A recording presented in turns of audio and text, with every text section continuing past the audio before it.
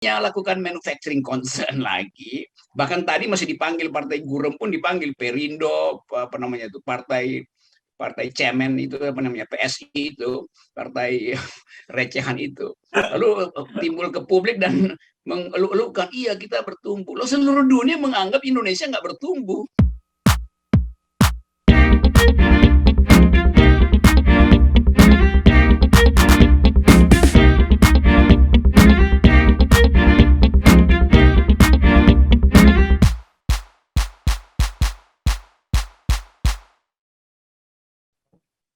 Ya itu betul bahwa Amerika matang secara demokrasi, tetapi demokrasi itu selalu ada fase di mana dia mengalami fatigue, mengalami kelelahan karena disihir oleh uh, semacam kesadaran palsu, sehingga orang nggak bisa lagi mengakses fakta, nggak bisa mengakses lagi realitas itu. Kalau saya pakai istilah akademisnya, dulu ada seorang profesor di MIT, ahli komunikasi, sekaligus seorang fisikawan itu, yang membahas soal ini, yaitu demokrasi di Amerika ada, tetapi yang disebut hegemoni kok jalan.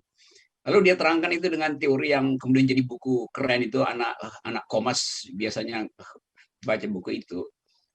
Manufacturing Consent. Yang nulis itu Noam Chomsky, profesor matematik di MIT yang juga ahli bahasa dan ahli kritik sosial tuh. Mungkin umurnya sekarang udah mendekati 100. Tapi saya kira dia masih produktif.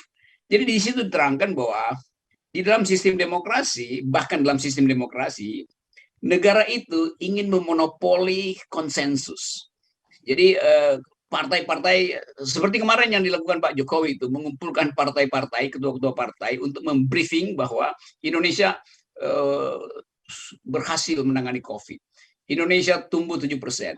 Dan Pak ketua-ketua partai itu kemudian manggut-manggut. Lalu begitu diminta komentar, satu-satu tampil ke depan dan memuji-muji kesimpulan Pak Jokowi. Itu namanya manufacturing concern. Jadi ucapan itu diarahkan untuk memuji-muji itu. Itu yang dikritik oleh Noam Chomsky dulu tuh. Nah sekarang hal-hal semacam itu bisa diinterupsi 3 menit oleh konten creator TikTok. Jadi nggak ada gunanya lakukan manufacturing concern lagi. Bahkan tadi masih dipanggil partai Gurem pun dipanggil Perindo, apa namanya itu partai cemen itu apa namanya PSI itu partai recehan itu. Lalu timbul ke publik dan mengeluh-elukan iya kita bertumbuh. Loh seluruh dunia menganggap Indonesia nggak bertumbuh.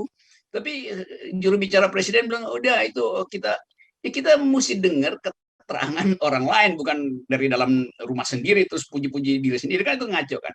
Itu yang disebut oleh Noam Chomsky sebagai kedunguan komunikasi publik.